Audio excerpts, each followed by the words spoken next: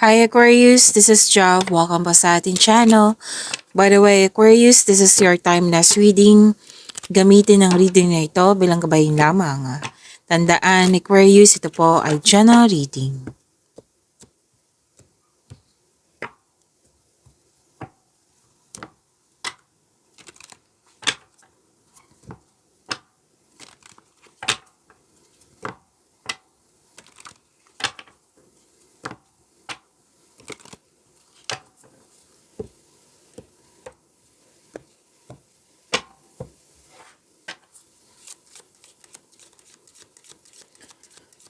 Maraming salamat po sa inyong patuloy na suporta sa mga nag-donate, sa mga hindi nag-skip ng ads.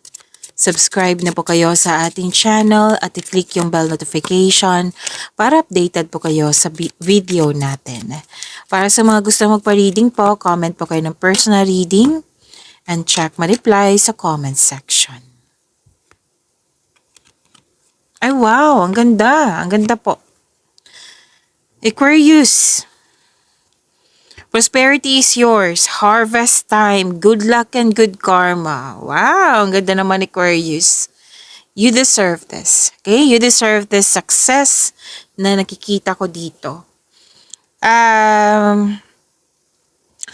Positive opportunities. Yes, meron. Nakikita ko dito, yung disbalance noon, magiging balance ngayon. Kung hindi okay noon, ngayon magiging okay na. Kitang-kita ko yung happiness mo dito. At may recognition, yes. Pwedeng binayaran kayo sa binigay mo serbisyo, pwedeng literal na harvest. May nag-uusap tungkol sa property. May nag-uusap tungkol sa domestic matters. May home base yung trabaho. Oo, home base yung trabaho. Nag-decide na home base yung trabaho or home base na talaga yung trabaho nyo. And pwede din na gusto mo mag-staycation sa bahay kasi you felt calm, relaxed at security pag nasa bahay kayo. At nakikita ko dito na nagkaroon po ng okay. Pwedeng may nakabenta ng bahay. Opo. May nakabenta ng bahay. May nagsabi kasi dito. Okay, so may nakita ko ditong na-miss mo. Kasi hindi na kayo nag-usap. Loss of connection po.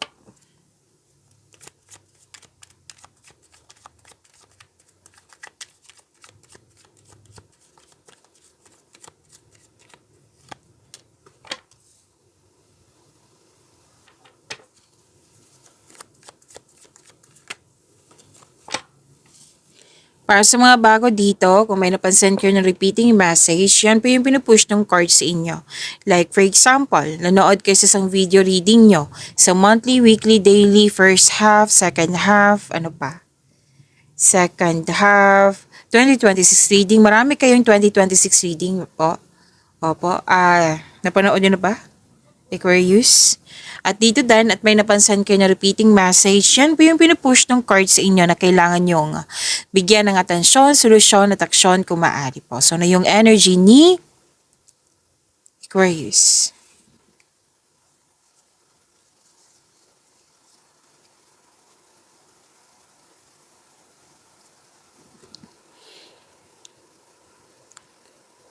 Nanindigan kayo dito eh. May desisyon kayo na nanindigan kayo. May ganap na challenges or struggle, buong tapang mo itong harapin. Kumbaga, ito ay katapangan at kumpiyansa sa gitna ng anumang klaseng atake. Pwede din may ganap na pinagtanggol mo yung kaibigan mo o miyembro ng pamilya, yung taong malapit sa'yo laban sa iba. At advice ng card dito na wag magtutok. What I meant is wag tumutok sa problema. Kasi magdudulot ito ng pagtigil. Hanggang sa hindi mo na malaya, nag-overthink ka na pala.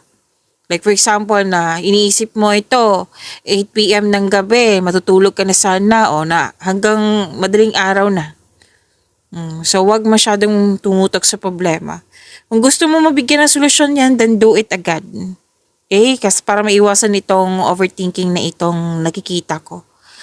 And, yes, kasi may ganap na conflict eh. Kung conflict ito sa isang tao, then speak up for your needs. Kailangan pong, kasi may nakita kasi ako dito, Aquarius, na habang nagsasalita ka, hindi siya nakikinig. May nakikita rin ako ditong sabay-sabay kayo nagsasalita. O, paano kayo magkakaintindihan yan? So, give and take. Kumbaga, give and take. Mag-usap para magkaayos. Kung sa tingin mo, mainit pang ulo niya, or mainit pang ulo mo, wag muna mag-usap. Okay? Pakalmahin muna yung situation. Yung pakalmahin mo muna yung taong yon or kayo po. Pero sinabi naman ng card, di ba? Kung ano man tong challenges na to, conflict na ito, haharapin mo to. Ma-overcome mo po ito, Aquarius. Pwede din conflict to sa schedule, sa oras. Pwede din inis na inis ka sa traffic. Yan. Oo. So, nangailangan po ito ng mahabang pasensya at pag-unawa, Aquarius.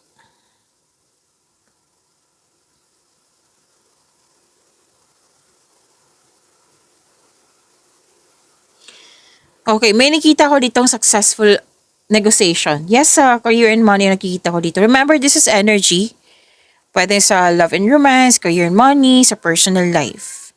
Okay? So, kung ano man tong challenges na ito, ma-overcome niyo po ito. Yung negotiation na sinabi ko kanina, magkakaroon talaga ng successful agreement. Deal, commitment, pwedeng pagtaas ng kita, sweldo. May nakita nga akong kontrata dito, Aquarius. Gumagawa ka din ng strat plan. Tapos nanindigan ka sa nagawa mong strat plan. Strategy planning po.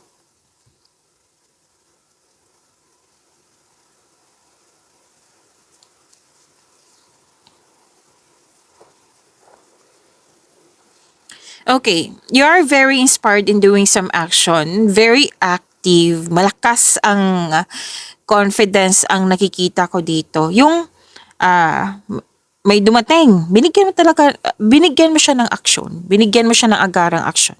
You are inspired in doing some action. Nagkaroon ng momentum, nagkaroon ng direction, nag-focus ka sa mga ginagawa mo ngayon. Yes, nagkaroon ng determination, concentration. So, kung may gagawin ka, siguraduhin na gumawa ka ng konkretong plano. Okay? Kasi dalawang card mismo nagsabi dito may mahalaga kayong gagawin. Like, gagawa kayo ng desisyon. Siyempre, makagawa kayo ng best decision kung mayroong konkretong plano. Konkretong plano. So, kung itong konkretong plano na ito, bibigyan mo siya ng agarang aksyon at siguraduhin po, sabi ng card, action with clear intention. Okay? Tapos, focus. Makinig din sa inyong intuition kasi, kung pwede po, kasi, anong tawag dito? Gagabayan ka sa susunod na hakbang. Yan. So, you have success in the face of difficulty. Yes, may mga conflict, pero bibigyan mo siya ng action, ma-overcome mo ito. Magiging successful ito. Pwedeng yung mga ginagawa mo dyan masyadong mahirap, pero magagawa mo yan.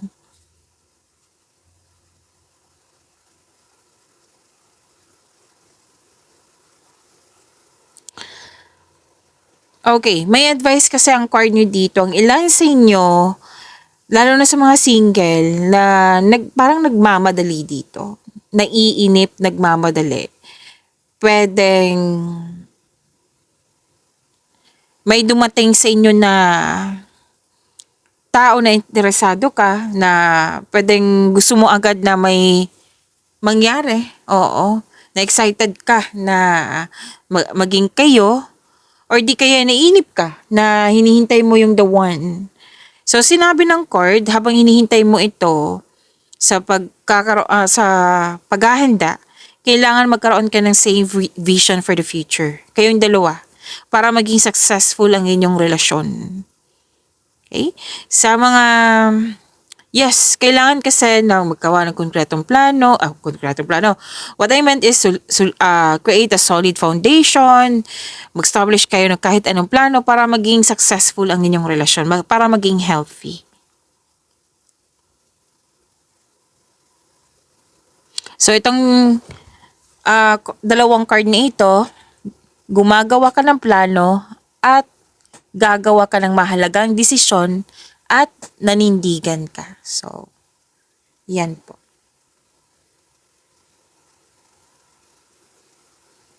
May nakita na akong travel dito ha. Aquarius. Umuwi ka sa bahay na successful. Kasi na-overcome mo eh. Like natapos mo yung mga ginagawa mo. Na nahirapan ka at first pero nagawa mo. Natuwa ka kasi nagawa mo, natapos mo. So may travel. Yan.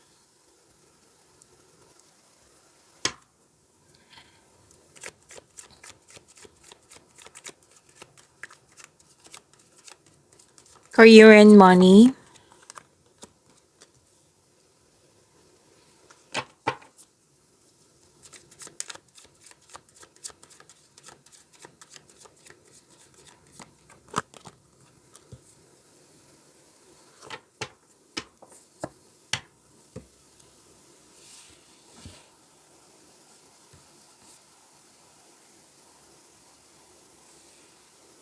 Okay. May nakita ko ditong okay, may natapos dito 'di ba? Na-overcome, may natapos na gawain, may natapos din dito or malapit na matapos. Okay? Kasi yung sinabi dito, magkaiba siya ha, magkaiba yung cards dito at dito din. Same pa rin yung sinasabi dito na nahihirapan or nagkaroon ng conflict or struggle dyan sa mga ginagawa mo. O sa career and money mo. Pero wag kang sumuko, sabi ng card. Pagpatuloy mo po, kung na-distract kayo, kung may ginagawa kayo at na-distract kayo, hindi ibig sabihin na hihinto kayo. Tapusin mo po yung mga ginagawa nyo para may completion na magaganap. Okay? Move forward, tapusin mo yung nag-aantay na gawain. Kasi may conflict din dito na regarding sa mataas ang ego, impatient. Okay? So, pwedeng ikaw to, pwedeng siya, na nakikita ko dito naiinip. Pwede. Kanina pa to sa energy cards nyo. So, nangailangan po ng habaan ng pasensya. Okay? Habaan ng pasensya.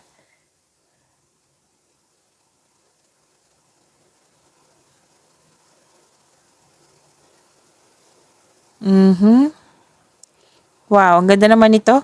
Isa o maraming unlock idea ang darating sa iyo. So, ideas, gustong-gusto ko yung blessings na iyan. Ideas. Kasi, andyan na lahat Ideas para sa kaunlaran mo.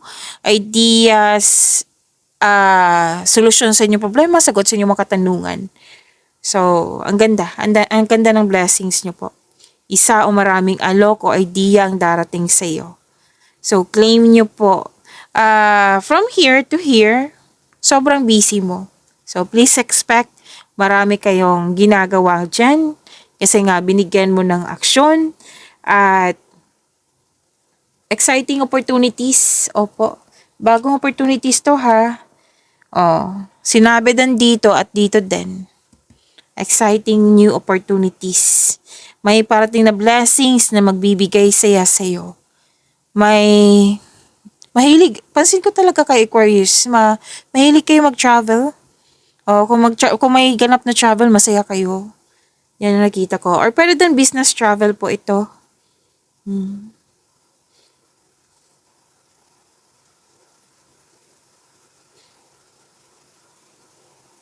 Nakikita ko rin dito na may parating kayong bagong kasamahan.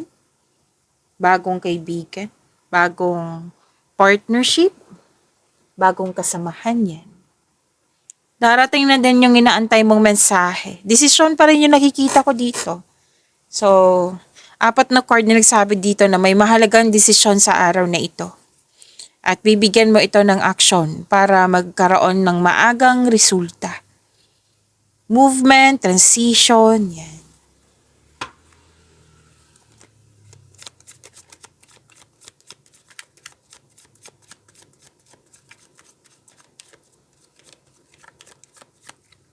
Love life, self-love, partnership, and romance ni Aquarius.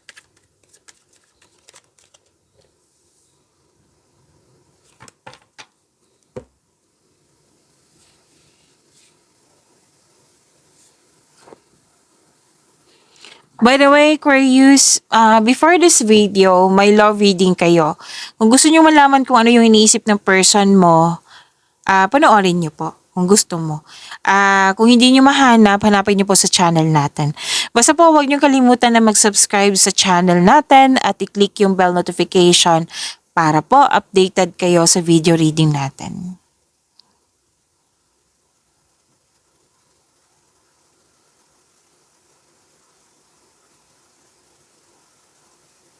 Okay, nagkaroon ng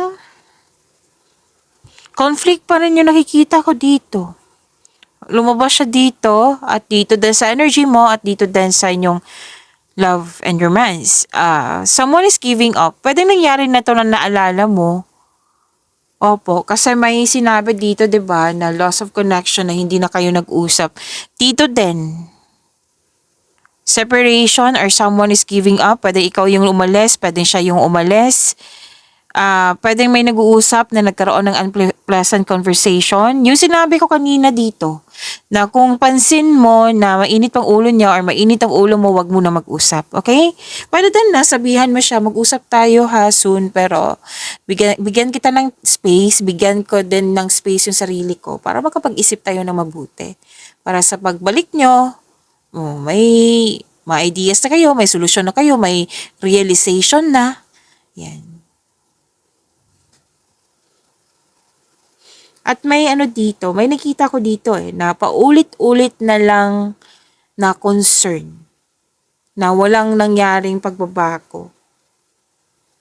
So, sabi ng card, kung ito ay paulit-ulit na, kailangan yung pag-isipan ng mabuti to. So, at the end of the day, kayo po ang mag-decide niyan kasi buhay niyo po iyan. Okay?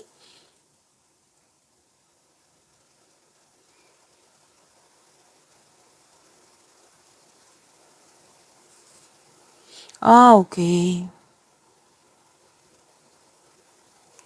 Again, pwedeng naalala nyo to sa nakaraan ha. Na pwedeng pinaalala sa inyo ngayon, naalala nyo, or pwedeng naganap din. Kasi, may nakita ko ditong selos, inggit, tuso, mandaraya. May nakita rin ako ditong, sa mga single, nag-decide kayo dito na gusto nyo muna makipag-date sa ibang tao, sa ilang tao, bago pumasok sa exclusive relationship. Kumbaga, naniniguro ka na, yan, naging wiser ka na, mas mainam talaga na kilalanin mo muna kung swak ba kayo sa isa't isa. Tapos,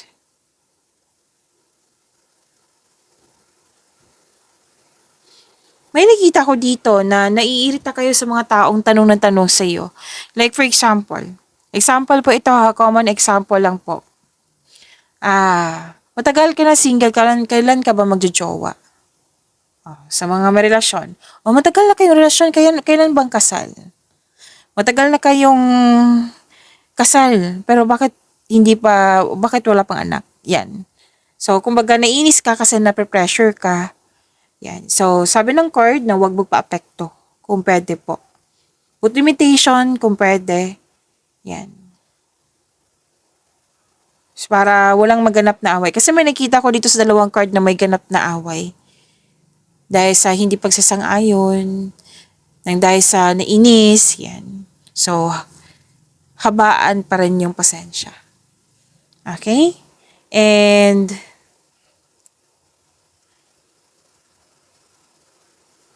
may biglaang pagbabago. Opo, Pero huwag kayong mag-alala sa pagbabago na ito ha, kasi may magaganap na growth. So yan po, pagyamanin niyo po yung blessings na binigay sa inyo. Aquarius, see you tomorrow. Maraming salamat.